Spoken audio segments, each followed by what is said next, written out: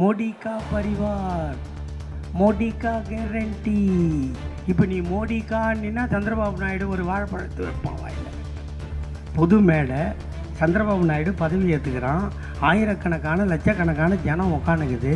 அதில் போய் நம்ம வணக்கம் தான் சொல்லுது. வணக்கம் சொன்ன பொம்பளையை கூப்பிட்டு உட்கார கூட இடம் கொடுக்காம நிற்க வச்சு கண்ட மேனிக்கு திட்டுறான் ஒரு பிஜேபிக்காரன். இந்த கட்சி பொம்பளைக்கு மதிப்பு கொடுமா? நாங்கள் பொம்பளையை அவமானம் பண்ணுற கட்சி. தமிழிசை அண்ணாமலை வராரு பிரச்சாரத்துக்கு, அக்காவுக்கு பிரச்சாரம் பண்ண தம்பி வராரு. அது மைக்கு பிடிச்சி சொல்லுது. தம்பி வருவதற்கு முன்னால் கேட்டார், அக்கா நீ எத்தனை லட்சத்தில் வெற்றி பெறுவாய் என்று கேட்டார். நான் 1 லட்சம் என்று சொன்னேன். தம்பி ஏறிவிட்டார் ஜீப்பில், தம்பி ஏறிவிட்டார். இப்போது 2 லட்சம். இப்போ வாயில் என்ன வைக்கிறது சொல்லுமா? சொல்கிறதுக்கு பேசுகிறதுக்கு ஒரு நியாயம் அர்த்தம் இருக்கணும். இன்றைக்கி சொல்கிறானுங்களே, இதை எவனாவது பிஜேபியில் கேட்பானா? பொது மேடை, சந்திரபாபு நாயுடு பதவி ஏற்றுக்கிறான், ஆயிரக்கணக்கான லட்சக்கணக்கான ஜனம் உக்காந்துக்குது. அதில் போய் நம்ம வணக்கம் தான் சொல்லுது. வணக்கம் சொன்ன பொம்பளையை கூப்பிட்டு உட்கார கூட இடம் கொடுக்காம நிற்க வச்சு கண்ட மேனிக்கு திட்டுறான் ஒரு பிஜேபிக்காரன். இந்த கட்சி பொம்பளைக்கு மதிப்பு கொடுமா? நாங்கள் பொம்பளையை அவமானம் பண்ணுற கட்சி. எந்த ஊரில் போய் சொல்கிறது நியாயமா? அது சொல்லுது. இன்னொரு 2 நாளைக்கு முன்னாடி 40 ஜெயிச்சின்னா பிரயோஜனம், 40 காது அருந்த ஊசி. இப்போ நல்லா 40 காது. நீ டாக்டர் தானே படிச்சிருக்குது. அது காது இல்லாத ஊசியில் தானே ஊசி போட முடியும். காது இருந்தால் அதில் மருந்து ஏற்ற முடியுமா? அது கூட தெரியல. இது டாக்டர் படிச்சிருக்குது. 40 ஜெயிச்சின்னா புண்ணியன்னு கேட்டிங்கல்ல.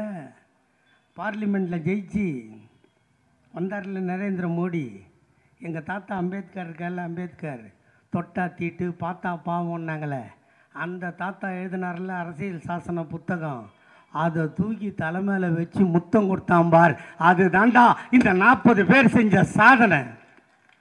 அரசியல் சட்டத்தை மாற்றுவேன்னவனை, அரசியல் சட்டத்தை திருத்துவேன்னு சொன்னவனை, அரசியல் சட்ட புத்தகத்தை தூக்கி தலைமையில் வைத்து அதற்கு முத்தமிட வைத்தோமே, இதுதான் இந்த 40 திமுக எம்பி கூட்டணி எம்பி செய்த சாதனை. இனிமே நீ வாலாட்டுவியா? மோடி கா பரிவார், மோடி கா கேரண்டி. இப்போ நீ மோடி கான்னா சந்திரபாபு நாயுடு ஒரு வாழைப்பழத்தை வைப்பான் வாயில். இன்னொரு வாட்டி தரஞ்சினா அவன் வடநாட்டில் என்ன ஐட்டம் சிறப்பாக இருக்குதோ நிதிஷ்குமார் ஒன்று தந்து வைப்பான். இன்னும் நீ திறந்தேன்னு வச்சுக்க, அவன் தான் பவன் கல்யாணம் அவன். அதுக்கப்புறம் இன்னொருத்தங்கிறான் அங்கே மகாராஷ்டிராவில், தம்பி 2-3 தான் சொல்லிட்டு போனான். அவன் துரோகத்துக்கு மொத்த உருவம் ஏக்நாத் சிண்டேவா அவன். அப்புறம் அஜித் பவார், ராம்விலாஸ் பாஸ்வான் ஒரு பிள்ளையை பெற்று போட்டு போகிறான் அவன். அவெல்லாம் எடுத்து லைனாக வச்சான்னு வச்சுக்கா, மோடி வாய் கிழிஞ்சிரும். இனிமேல் மோடி கா பரிவார், மோடி கா கேரண்டி அதெல்லாம் பொத்திட்டு வாழை சுருட்டிட்டு இருக்கணும். அக்னிபாத் திட்டம் வந்ததா இல்லையா சாமி? அக்னிபாத் திட்டம் நம்ம சொன்னோம்ல. யோ, ஒரு நாட்டிலம்மா நம்ம வீட்டில் யாருன்னா இராணுவத்துக்கு போயிருந்தால் அந்த கஷ்டம் தெரியும். ஒரு பையன் அவனை இராணுவத்துக்கு ஏன் அனுப்புகிறான் தெரியுமா? அந்த புள்ள செத்தே போனாலும் பரவாயில்ல, அந்த புள்ள செத்தே போனாலும் பரவாயில்ல, அது இராணுவத்துக்கு போய் செத்து போச்சுன்னா பணம் வரும், அதில் ஒரு வேலை வரும், அதை குடும்பத்தை காப்பாற்றலாம்னு சொல்கிறது தான் இராணுவம். உயிர் போனாலும் பரவாயில்லன்னு தானே போகிறான். அதுக்கு போனால் இவன் என்ன பண்ணான்? அந்த 10 வருஷத்தில் 4 வருஷம்தான் அக்ரிமெண்ட் தான். இப்போ நம்ம பெருக்கிற வேலைக்கெல்லாம் போகிறோம்ல, அந்த குப்பல்றதெல்லாம் வராம்பார் வண்டி தள்ளிக்கின்னு, வேலை ஓடனா வச்சுக்கோ, ஓனான்னா தேய்ச்சிடுவான். அது மாதிரி இராணுவத்துக்கு 4 வருஷம்தான் கேரண்டி, பென்ஷன் கிடையாது அப்படின்னு சொன்னான். நாளே ஜெயிச்சு பதவி கூட ஏற்றுக்கல நரேந்திர மோடி. நிதிஷ்குமார் இருக்கார்ல பீகாரில், அவர் சொல்லிட்டார், அந்த அக்னிபாத் திட்டத்தை மறுபரிசீலனை பண்ணு, பொது சிவில் சட்டம் பண்ண முடியாது. ராமரை அவங்க அடிச்சிட்டார். ராமரை இவங்க தூக்குனானுங்க. ராமரை கூப்பிட்டு கணத்திலே வச்சார். ராஸ்கல் ஓட்டு கேட்க என் பேராக கிடைக்குது, நீ ராமர் கோயில் இருக்கிற ஊர்லேயே தோற்று போயிட்டானு. இப்போ என்ன கதை? வாழை அப்புறம் சுருட்டி சொருகு பை இதுவார் அது உள்ளே போட்டுன்னு பொத்தின்னு உட்காந்தா 5 வருஷம் இருக்கலாம்.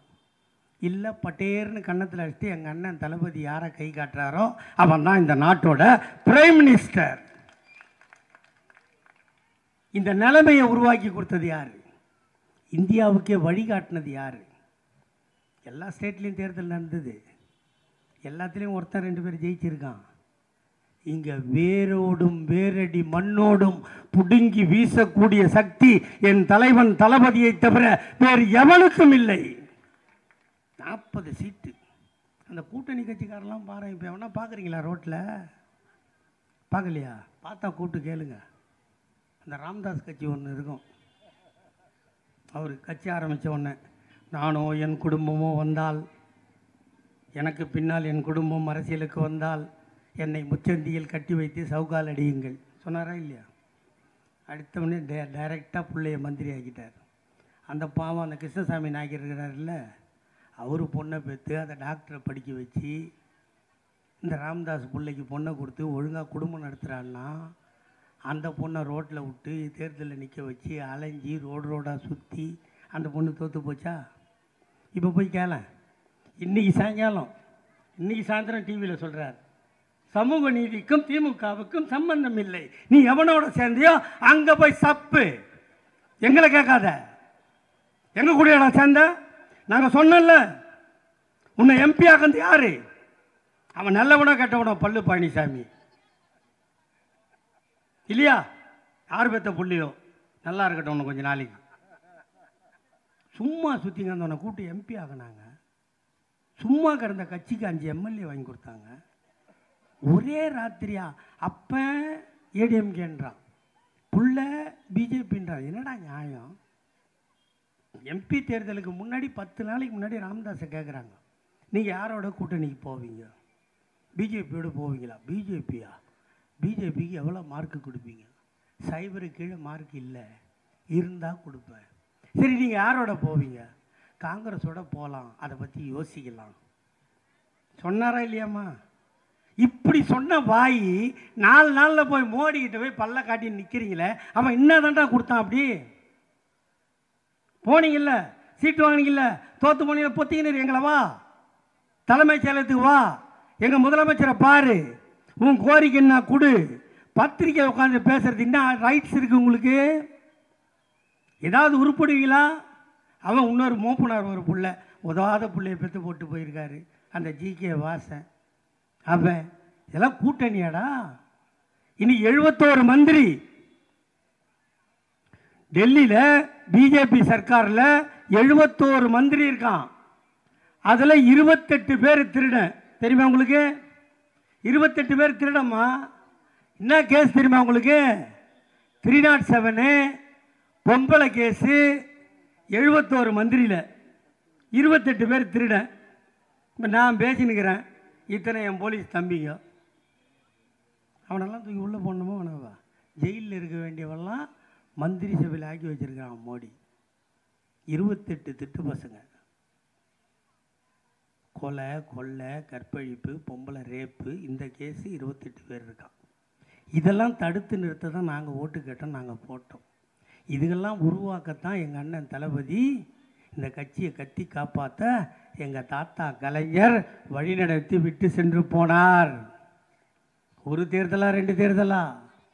சந்தித்த 5 தேர்தல்களிலும் அடுக்கடுக்கான வெற்றியை ஒரு தலைவன் பெற்றான் என்று சொன்னால் அது எங்கள் அண்ணன் தளபதியை தவிர வேறு எவனும் இல்லை. நான் அடிக்கடி சொல்கிறது உண்டு. இன்றைக்கி 72 வயசு எங்கள் அண்ணன் தளபதிக்கு. அவரை பார்க்குறீங்களா? காலையில் கன்னியாகுமரி, மத்தியானம் மதுரை, சாயந்தரம் திருச்சி, நைட்டு சென்னை, விடிய காலில் பார்த்தீங்கன்னா வாக்கிங் போயின்னு பார்க்கில் யாருன்னா போய் பார்ப்பார். இது எவனையாவது 72 வயசில் ஒருத்தனால முடியுமா? எவனாலே முடியாது. ஏன் அந்த யமனாலே முடியாது. ஆனால் எங்கள் அண்ணன் தளபதியால் முடியும். ஏன் தெரியுமா? அவர் பிறந்த வருஷம் 1953, அவர் கருவான வருஷம் 1952. 1952 தான் பராசக்தி படம் வந்துச்சு. அந்த படம் வந்து 1 வருஷத்துக்கு மேலே ஓடுச்சு இல்லையா? அப்போ கலைஞர் தாத்தா கையில் இருக்கிற பேனாவை வாங்கி, கடையில் விற்கிற மையை வாங்கி, தாத்தா கையில் இருக்கிற பேனாவில் ஊற்றினா அந்த கைப்பட்ட மைக்கு அவ்வளோ பவர் இருந்தால் எங்கள் அண்ணன் தளபதி அவர் சொந்தமாக ஊற்றின மை அதுக்கு எவ்வளோ பவர் இருக்கும்னு நரேந்திர மோடிக்கு தெரியுது. இதுக்கு முன்னாடி எங்கள் ஆயா இந்திரா காந்தி அம்மாவுக்கு தெரிஞ்சுது. அப்படிப்பட்ட பிள்ளையை பெற்று போட்டிருக்கார். அது கேட்டால் என்ன சொல்கிறான்? கலைஞர், அப்புறம் ஸ்டாலின், அதுக்கப்புறம் உதயநிதி, அதுக்கப்புறம் இன்ப நிதியாக கேட்குறான். அதுக்கு நாங்கள் என்னங்க பண்ண முடியும்? நாங்கள் எதனா பண்ண முடியுமா? ஏம்மா நம்ம வீட்டில் கல்யாணம் பண்ணுறோம்மா, பொண்ணுக்கோ புள்ளிக்கோ பண்ணுறீங்க, பண்ணால் 6 மாதத்தில் என்னம்மா கேட்பீங்களா? கரெக்டாக சொன்னம்மா, நீ தாம்மா பதில் சொன்ன. இல்லைன்னா என்னம்மா பண்ணுவோம்? அவனை கிண்டல் பண்ணுவோமா இல்லையா?